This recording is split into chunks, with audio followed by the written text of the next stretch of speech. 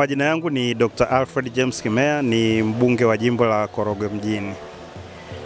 Kwanza nipende kutumia fursa hii kuwashukuru ndugu zangu wa Big Smile kwa ajili ya kuanzisha hili shindano. Kimsingi niwapongeze sana kwa ajili vipaji ni kati ya vitu ambavyo vinatoa ajira nyingi sana kwa vijana, lakini na watu wa rika tofauti tofauti. Tunaona watu nufaika sana na vipaji, lakini haswa hiki cha uchekeshaji.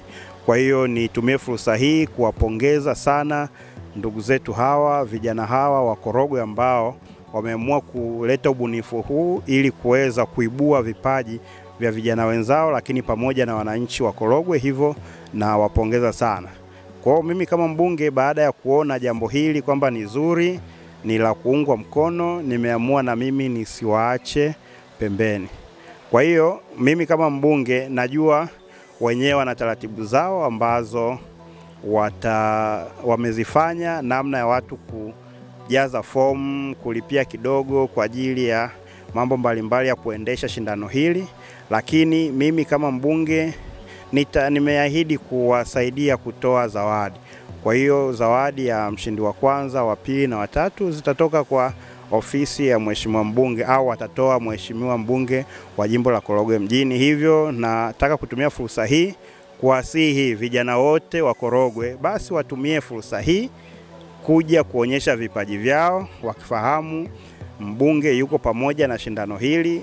Si shindano aliloliandaa mbunge, ni shindano aliloandaa vijana wa Big Smile, lakini mimi nitawasaidia sehemu ya zawadi tu.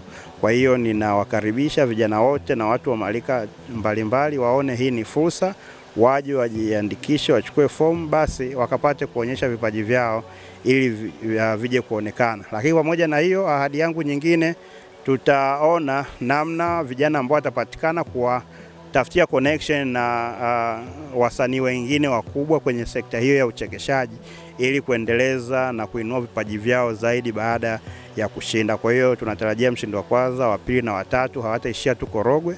Tutawatafutia watu ambao wameendelea sana kwenye sekta hii ya uchekeshaji, basi wakapate kuboreshewa vipaji vyao ili vikapate kuwanufaisha. Asanteni sana.